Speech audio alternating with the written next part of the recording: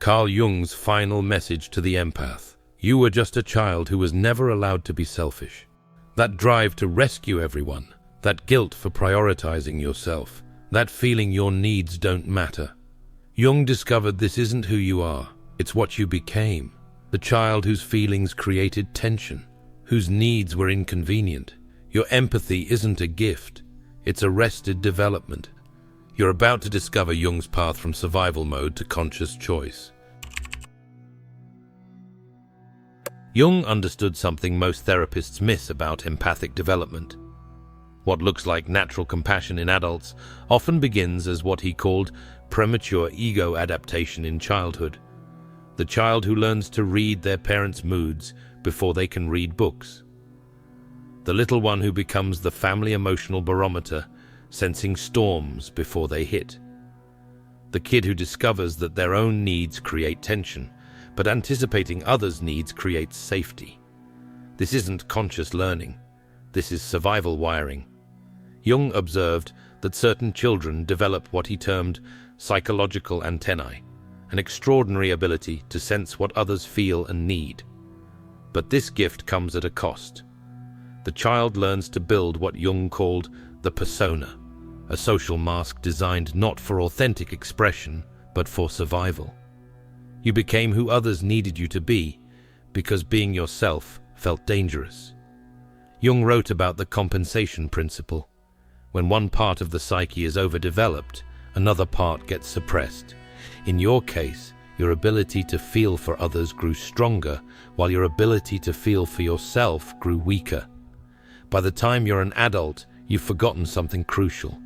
You've forgotten that your needs matter, that wanting things for yourself isn't selfish, that you're allowed to exist without constantly proving your worth. This is what Jung meant by arrested development. You're stuck at the stage where survival required self-erasure. Jung made a profound discovery about what hides in the unconscious of people with empathic patterns. In the shadow, the rejected parts of the psyche, he found something unexpected. Not darkness, not cruelty, but what Jung called the repressed instincts, the natural self-advocacy that was labeled unacceptable in childhood. Your shadow contains everything you were taught was wrong. Anger when someone crosses your boundaries. The word number. Putting yourself first. Having needs. Demanding respect. Most empaths carry tremendous guilt about their shadow. But Jung's insight was revolutionary. These impulses aren't pathological, they're the missing pieces of a complete personality. Jung observed what he termed the principle of enantiodromia, the tendency for things to turn into their opposite when taken to extremes. The person who gives endlessly eventually becomes resentful. The one who never says no eventually explodes. You feel this, don't you? Underneath your compassion, there's rage, exhaustion, a part of you that wants to stop caring, to walk away, to choose yourself for once. Jung understood this isn't because you're bad. It's your psyche trying to balance itself. What he called the self-regulating function, the unconscious pushing rejected qualities into consciousness to force integration. The question isn't whether you have selfish impulses, it's whether you'll keep condemning them or finally integrate them. Jung identified a specific crisis that empaths face. He called it the individuation imperative, the moment when your psyche demands you become who you actually are, not who you learned to be for survival. This often manifests as what looks like burnout. But Jung understood it differently.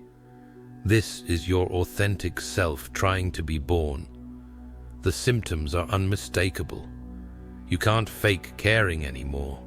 People's problems feel heavy instead of meaningful. You start resenting the very thing that once defined you, your willingness to help. Jung documented this in his own life. He wrote about his midlife crisis as a confrontation with the unconscious, a period where everything he'd built his identity around began to crumble. He called this the transcendent function, the psyche's ability to bridge opposites.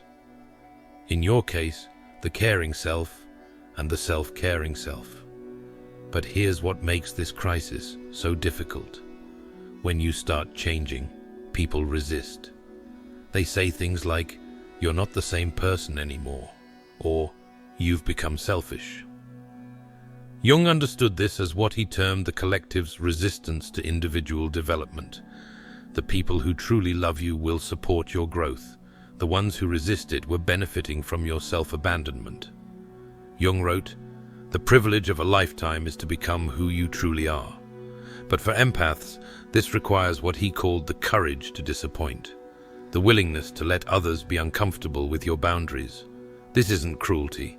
It's what Jung termed ethical individualism. Your first responsibility is to your own psychological wholeness. Because here's what Jung discovered. You cannot give authentically until you become authentic. And becoming authentic requires integrating the selfishness you were never allowed. Jung made a profound observation about what happens when empaths begin setting boundaries. He called it differentiation, the process where relationships either deepen through authenticity or dissolve because they were built on your self-abandonment. Many empaths discover something shocking. Their relationships weren't based on who they are, but on what they provide. The listening, the fixing, the endless emotional availability. Jung wrote about what he termed projection. People weren't seeing you as an individual, they were relating to you as a function. The caretaker, the problem solver, the one who never says no. When you stop playing these roles, some people react with what Jung called the withdrawal of projection. They become angry, manipulative, accusatory, because their psychological needs are no longer being automatically met. But Jung documented something beautiful too. The relationships that survive this transformation become what he termed genuine encounters. Instead of one person giving and one receiving, both meet as equals, each responsible for their own emotional well-being. Jung wrote, "The meeting of two personalities is like the contact of two chemical substances. If there is any reaction, both are transformed." But true meeting only happens between individuated people, those who know where they end and others begin. This differentiation can feel lonely at first. You're breaking patterns that go back generations. But Jung understood it leads to what he called authentic belonging, relationships based on mutual respect rather than mutual need. The empath who sets boundaries doesn't lose real connection. They filter out false connection. And what remains is relationships where you can finally be yourself without constantly managing everyone else's emotions. Jung's vision of psychological wholeness includes what he called the individuated person, someone who has integrated the opposites within themselves. For empaths, this means reclaiming what Jung termed the ego-self axis, the connection between your conscious identity and your deeper, authentic nature. The integrated empath possesses what Jung described as conscious awareness, the ability to choose their responses rather than react automatically. You can feel with others without losing yourself in the process. Jung identified several markers of this integration.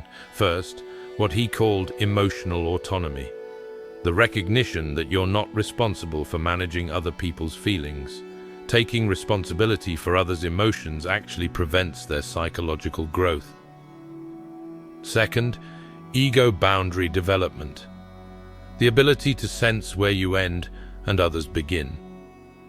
Jung saw this as essential for both individual health and authentic relationships. Third, what Jung termed the acceptance of one's own nature. Your needs are as valid as anyone else's. This isn't selfishness, it's psychological realism. Jung wrote, "One does not become enlightened by imagining figures of light, but by making the darkness conscious." For empaths, the darkness isn't cruelty. It's the simple recognition that you matter as much as everyone else. When you integrate this shadow material, something transforms. You don't become less caring. You become consciously caring instead of compulsively caring. You give from choice rather than compulsion, from fullness rather than emptiness, from strength rather than survival. This is what Jung meant by the transcendent function, the psyche bridging the opposites. You're both empathic and boundaried, both caring and self-caring, both sensitive and strong. Jung's most profound insight centers on what he called psychological liberation.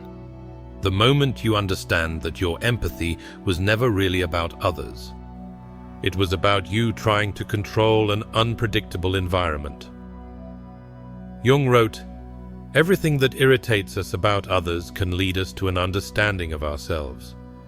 Your hyper-responsibility for others was actually an attempt to manage your own anxiety, to keep people calm so you could feel safe." This realization is both painful and freeing. It means recognizing that much of what you called love was actually psychological defense. But Jung discovered something liberating here. Once you see this pattern, you can choose differently. You're no longer controlled by unconscious programming. You become what he termed the conscious individual. This creates what Jung called psychological sovereignty. You are the authority on your own experience. No one else can tell you what you should feel, what you should give, or who you should be. Jung observed that empaths who achieve this sovereignty often grieve what he termed the unlived life. All the dreams and experiences sacrificed to keep others comfortable. But this grief is necessary. It honors what was lost while making space for what wants to emerge. The authentic self that was never allowed to exist. Jung's final message is clear. You're not too sensitive. You're not too much. You're just finally allowing yourself to exist. The child who was never allowed to be selfish can become the adult who chooses when to give. Your empathy isn't your flaw, it's your unfinished development. Jung showed that the path forward isn't becoming less empathic, it's becoming consciously empathic. The privilege of a lifetime is becoming who you truly are, even if that disappoints people who preferred you diminished.